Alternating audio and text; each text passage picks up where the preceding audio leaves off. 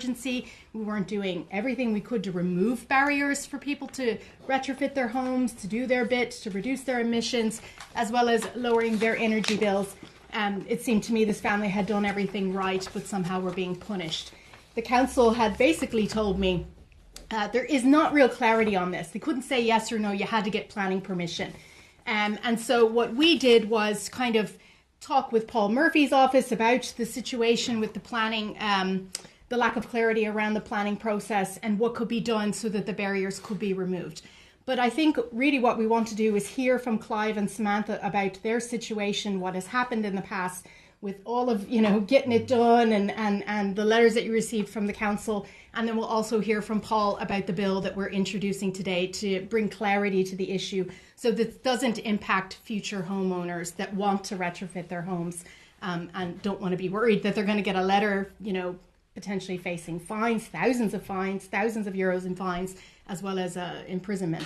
So Clive or Samantha, if you want to maybe tell us a bit about how this all started, who you went with, and then... just stick it in the middle, Faircare would be great. Yeah. In the middle of the two people. Yeah, thanks. Yeah, basically we looked into it in March 2018.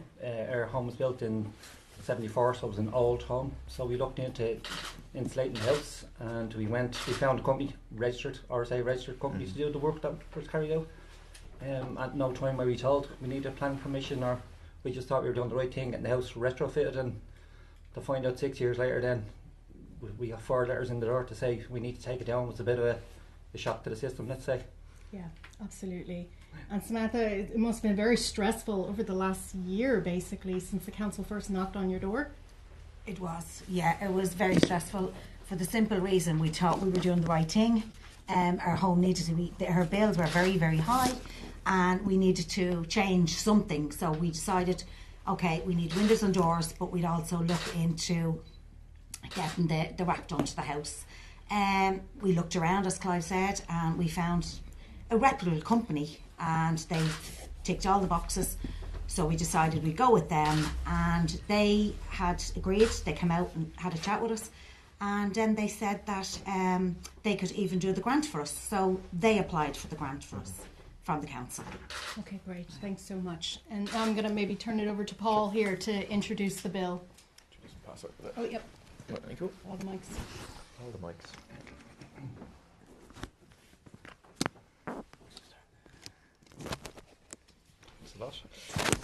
The first thing to do is to really thank Clive and Samantha for speaking out about this, because they're precisely people who have tried to do the right thing all the way along the line.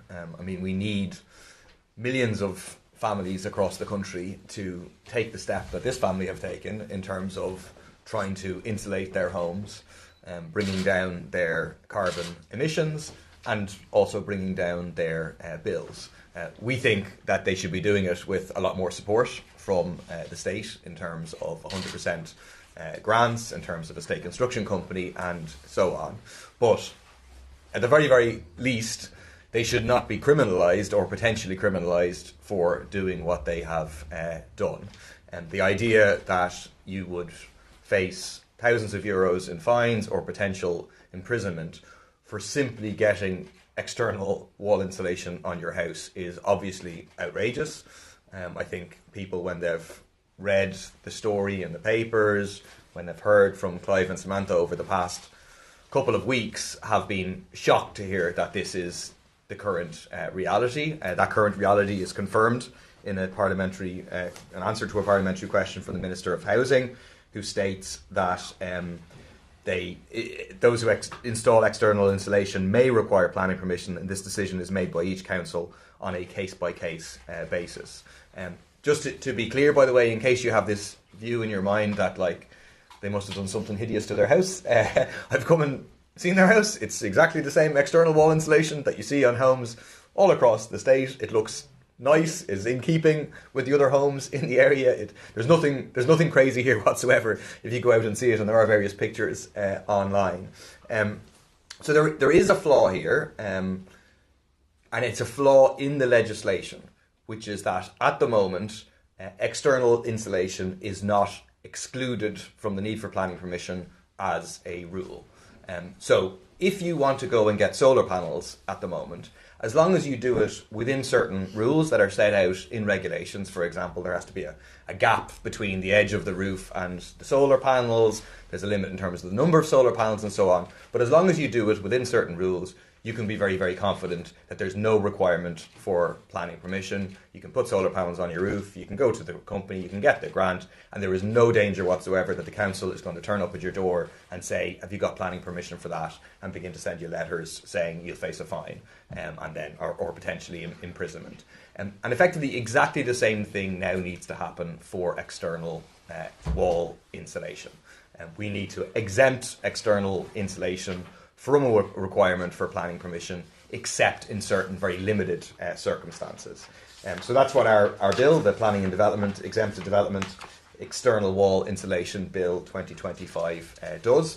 It, as a rule, exempts external wall insulation from the need for planning permission, except if the structure is a protected structure, if it's located in an architectural conservation area, or by reason of the size, nature, or effect on its surroundings, that carrying out such development would seriously offend against principles of proper planning and sustainable development. So it creates an automatic assumption that no planning permission is required unless these conditions are met. That's what is needed. It's very, very simple. It's a very, very simple bill. It's needed to avoid discouraging people from getting external insulation. I mean, when we highlighted this story, what we don't want to happen is that people think, oh no, there's something complicated, the council might get in touch with me, I won't go and get the external insulation. And like, Clive and Samantha will speak to you about how good the insulation is, how their house is warmer, how their bills have come down. We want people to be encouraged to do it, but at the moment there is a grey area and a concern for people, and so this will clarify that and make clear that you don't need planning permission. The council won't be coming after you. So this is necessary in terms of giving people like Clive and Samantha and hundreds of thousands, millions of families across the country that reassurance, but it's also necessary in terms of climate action. Buildings and homes are responsible for a large portion of our carbon emissions. It's one of the reasons we're pushing for minimum BER standards in the private rental sector, which is the coldest, most poorly insulated homes in the state.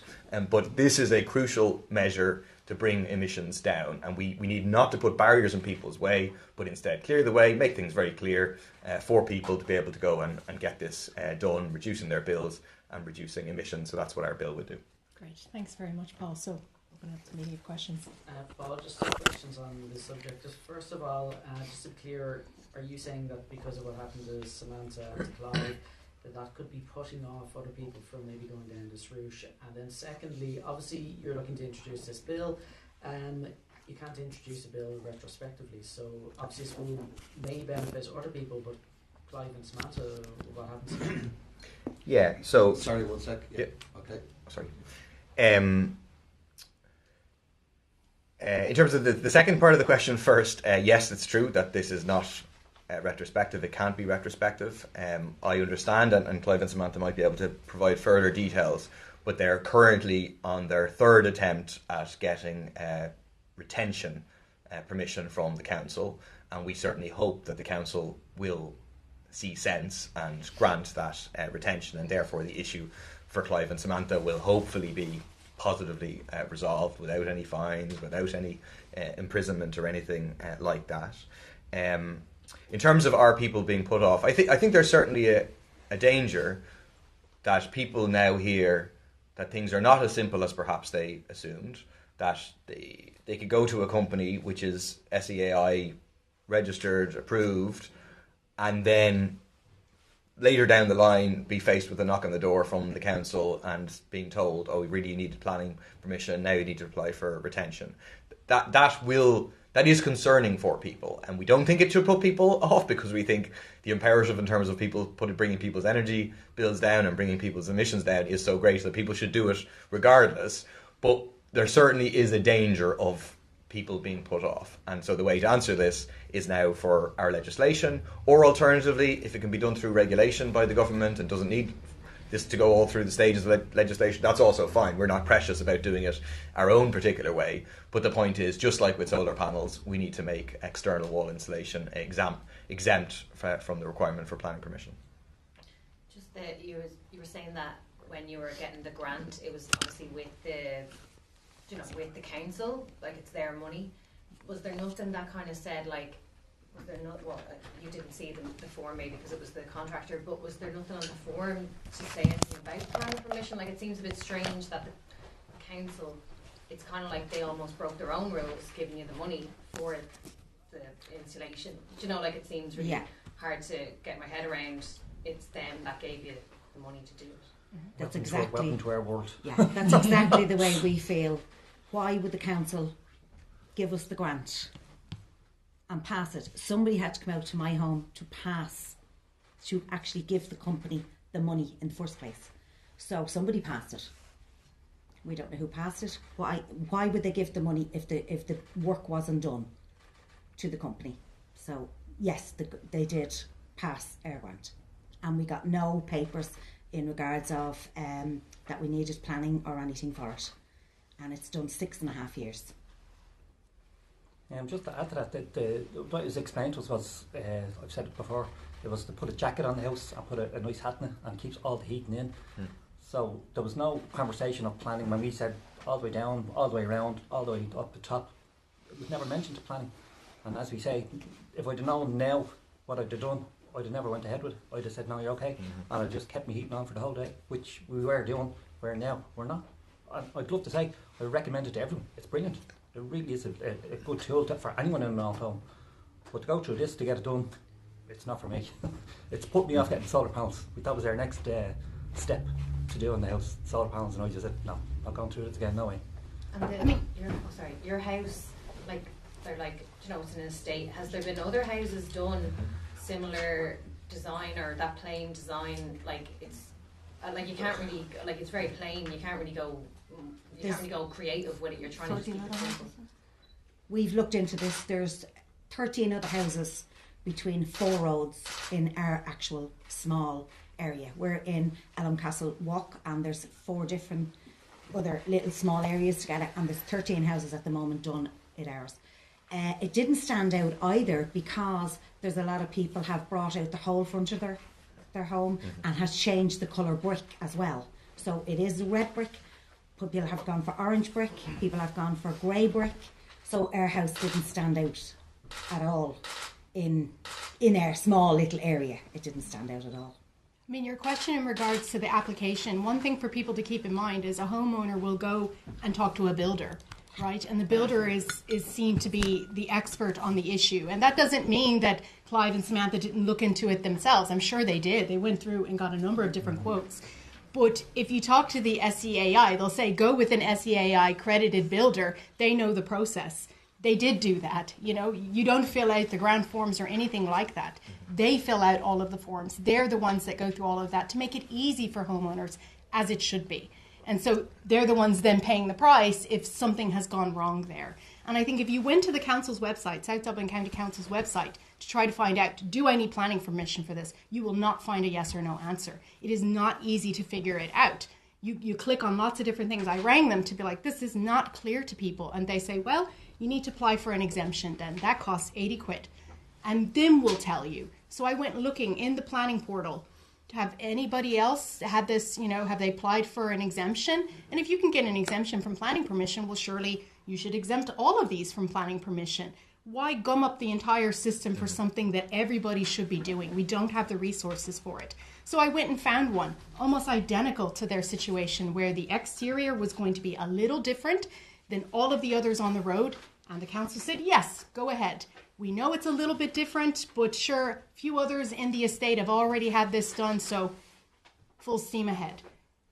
Applying for planning exemption is much simpler than applying for retention. They are now at their 3rd go at this, and it is really, really not a simple process. So, you know, it seems like it would be an easy thing to do, but actually it's not. And the clarity is the problem here.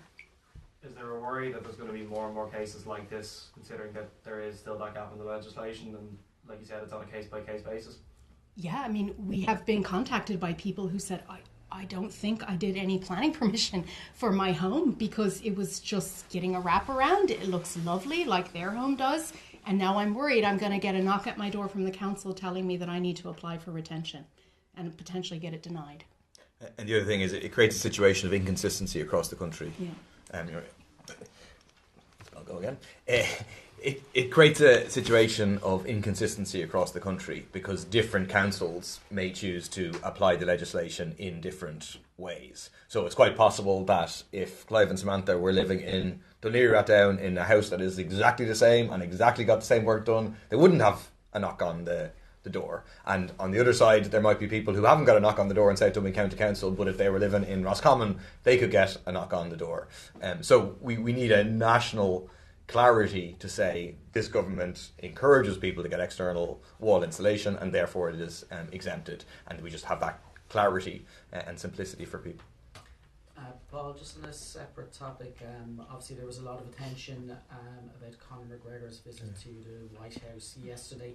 Just your response to that, both in terms of Conor McGregor's recent history and in terms of suggestions that he could potentially be interested in running for president. Yeah, I mean, I think it was really scandalous that Conor McGregor was set up to represent the Irish people on St. Patrick's Day in the White House. He's a man with abhorrent views on a whole range of issues, and is also being found by a civil jury to have raped Nikita Hand in a most horrific way. And I want to pay tribute to Nikita for really speaking out about that. So I think it's abhorrent. It's abhorrent by the Trump administration to have promoted Conor McGregor in this way. I do think that the so-called quiet diplomacy of Micheál Martin, whatever day it was last week, Thursday or Friday, which was lauded by many commentators as being very smart, no longer looks very smart. Because the truth is that while Trump was praising Conor McGregor, Micheál Martin, while sitting in a room with him, didn't say a single word to contradict him. Micheál Martin praised Trump's unrelenting focus on peace. We know that overnight about 350 Palestinians in Gaza have been killed in assaults, new wave of air attacks that have been authorised and agreed by the administration. So I think, clearly the very cowardly, bootlicking approach of Martin now is exposed for just that. In terms of Conor McGregor's presidential ambitions, I think they will go very, very far in the social media site owned by Elon Musk, where a lot of people will retweet him and boost him and so on. I really don't think they'll go very far in terms of actually winning public support of people in Ireland. I just don't. Conor McGregor is not a beloved figure in Ireland for all the reasons that people know. So I don't think that'll get off the ground in reality. It might exist in Donald Trump's head and Elon Musk's head and their various promoters over here, but I don't think it'll fly. Can I ask what support you are getting, or indications of support you're getting from opposition parties for the bill and the government? And then secondly, there was an incident at the weekend, I think, where an Israeli man was approached by two women, one a former People for Profit candidate, I think possibly still a member of the party.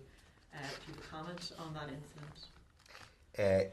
Yeah, firstly in terms of the bill, we haven't, we're just at the stage of launching the bill, right? So we haven't discussed with other opposition parties yet.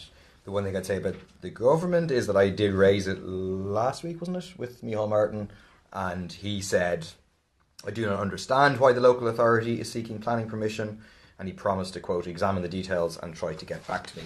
I did follow up with him afterwards.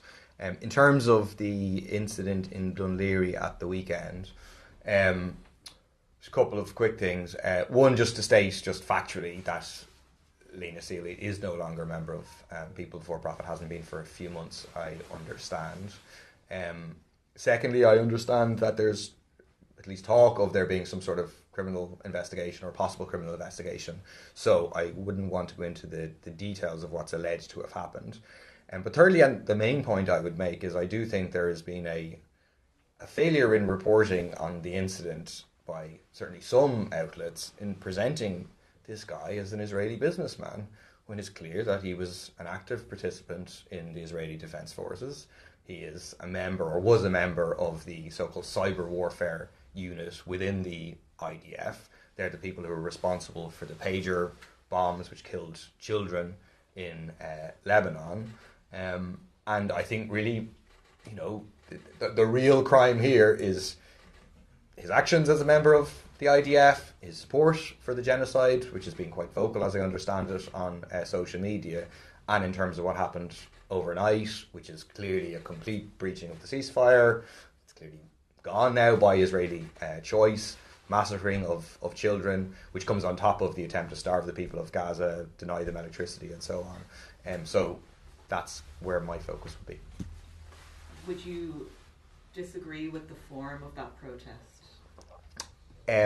Just because there is at least talk of criminal investigation, I just wouldn't want to go into the details of, you know what I mean, what's alleged to have happened or whatever. But again, just to restate that, like, I think there needs to be more discussion here about the role of this IDF guy and why he's a subject of the protest, as opposed to the media or sections of the media falling for the line that, oh, this is a kind of innocent Israeli businessman who's being targeted because he's Israeli, or the suggestion that he's targeted because he's being Jewish, whereas, at least as far as I understand, that's not the issue here. The issue